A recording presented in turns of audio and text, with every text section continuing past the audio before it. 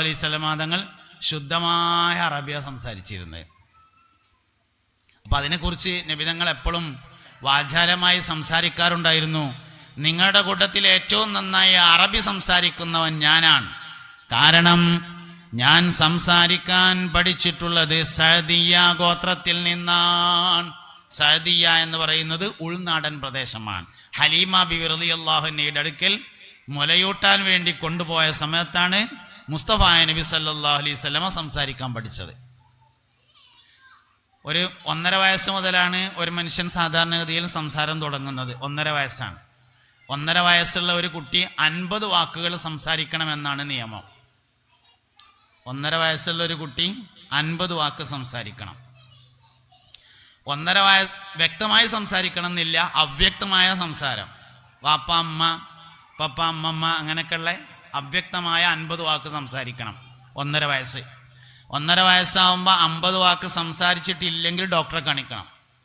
ഇന്ന് എല്ലാ സ്ഥലങ്ങളിലും പഞ്ചായത്തുകളിലും മൊത്തം സ്പീച്ച് ആൻഡ് ഹിയറിംഗ് തെറാപ്പി ക്ലിനിക്കുകൾ എന്ന പുതിയ ആശുപത്രികൾ വരുന്നുണ്ട്. സംസാരിക്കാത്ത കുട്ടികൾക്കുള്ള പ്രത്യേകമായ ട്രീറ്റ്മെൻറ്റ്. ഇന്നിപ്പോൾ നമ്മൾ ആശുപത്രിയിൽ ഒരു കുട്ടീനെ പ്രസവിച്ചാൽ ഉടനെ 2-3 ടെസ്റ്റ് ഉണ്ട്. അതിലേറ്റവും പ്രധാനപ്പെട്ട ടെസ്റ്റാണ് ചെവി ടെസ്റ്റ് ചെയ്യും. സംസാരത്തിന് എന്തെങ്കിലും വൈകല്യം ഉണ്ടോ നോക്കാൻ. കാരണം എന്താ, ഇന്ന് സംസാരത്തിന് വൈകല്യമുള്ള ആളുകൾ ഇങ്ങനെ കൂടി വരികയാണ്. മക്കളെ എടാ നിങ്ങൾക്ക് എന്താ പരിപാടി? നിങ്ങൾ മനസ്സിനെ സ്വീപ്പാക്കി ചെയ്തിട്ടാണ്.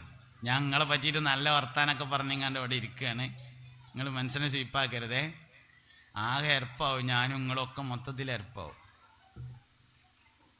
അപ്പം എന്തേ പറഞ്ഞു? 1.5 വയസ്സുള്ള കുട്ടി 50 വാക്ക് സംസാരിക്കണം, ഇല്ലെങ്കിൽ ചികിത്സിക്കേണ്ടി വരും.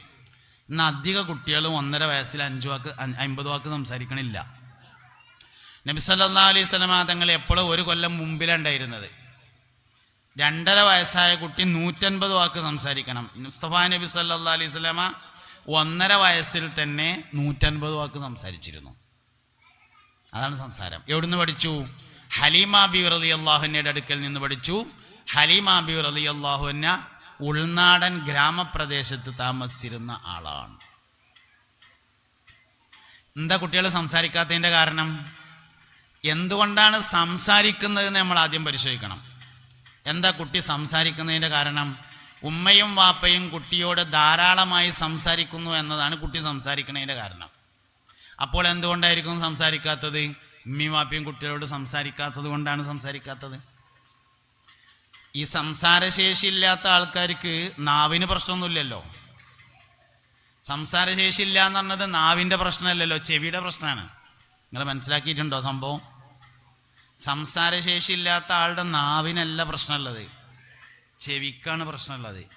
സംസാരം കേട്ടില്ല, അതിനാൽ സംസാരിച്ചില്ല. നമ്മൾ ഈ സംസാരിക്കുന്ന സാധനങ്ങളൊന്നും ജന്മനാ സംസാരിക്കാനുള്ളതല്ല. നാവ് ജന്മനാ സംസാരിക്കാനുള്ള സാധനമല്ലല്ലോ, രുചി അറിയാനുള്ളതാണ്. ചുണ്ട് ജന്മനാ സംസാരിക്കാനുള്ളതല്ല, തൊള്ള അടച്ചു വെക്കാനുള്ളതാണ്. പല്ല് ജന്മനാ സംസാരിക്കാനുള്ളതല്ല, അത് കോയിൻ്റെ കാല് പൊരിച്ചത് കിട്ടിയാൽ കടിച്ചിട്ട് കണ്ട് വലിക്കാനുള്ള സാധനമാണ്, സംസാരിക്കാനല്ല. തൊണ്ട സംസാരിക്കാനുള്ളതല്ല, ആമാശയം സംസാരിക്കാനുള്ളതല്ല. ഇതെല്ലാം കൂടിയും ചേർത്ത് നമ്മൾ സംസാരം പഠിക്കുകയാണ്.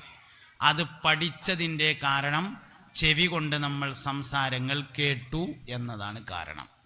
ഇന്ന് കുട്ടികൾ സംസാരിക്കാത്തതിൻ്റെ കാരണം കേൾക്കുന്നില്ല സംസാരം എന്നതാണ്. എന്തുകൊണ്ട് കേൾക്കുന്നില്ല? ഉമ്മയും ബാപ്പയും മൊബൈലുമ്മയായി എന്നതാണ് സംസാരിക്കാത്തതിൻ്റെ കാരണം. ഉമ്മാക്കും കുട്ടിക്കും മാത്രം മനസ്സിലാവുന്ന ചില ഭാഷയൊക്കെ ഉണ്ടാവും, ഉമ്മമാർക്ക് അതൊന്നൊന്നുമില്ല. ഇപ്പോൾ കുട്ടികൾ ചോറ് കഴിക്കാൻ പറയുമ്പോൾ മാമു കഴിച്ചാന്ന് പറയും. ഡിക്ഷണറി മൊത്തം തിരഞ്ഞു നോക്കിയിട്ടുണ്ട് ഞാൻ, മാമു എന്നുള്ളതിൻ്റെ അർത്ഥം എന്താണെന്ന് അറിയാൻ കാണൂല. ഇത് പറയാൻ വേണ്ടി തിരഞ്ഞു തന്നെയാണ്. കുറേ ഡിക്ഷണറി തിരഞ്ഞിട്ടുണ്ട്, മാമു എന്ന വാക്കിൻ്റെ അർത്ഥം എന്താണ്, അതിനർത്ഥമില്ല. അത് ഉമ്മാക്കും കുട്ടിക്കും മാത്രം അറിയുന്ന ഒരു ഭാഷയാണ് ചോറ് കഴിക്കുക എന്നുള്ളതിനാണ് പറയുന്നത് ആ സാധനം. അത് ഒരു ഭാഷയല്ല. പക്ഷേ ഉമ്മാക്കറിയാം, കുട്ടിക്കറിയാം എന്താണ് ആ സാധനം എന്നത്. അങ്ങനെ കുറേ സാധനമുണ്ട്. വേണ്ടാത്ത ചെയ്താൽ ചെന്തുക്കാരം പിടിക്കും എന്ന് പറയും. അങ്ങനെ ഒരു സാധനം ഇല്ലല്ലോ. പോത്താമ്പി എന്നൊരു സാധനം ഇല്ലല്ലോ. അതൊക്കെ ഉമ്മാക്കും കുട്ടിക്കും മാത്രം അറിയണേ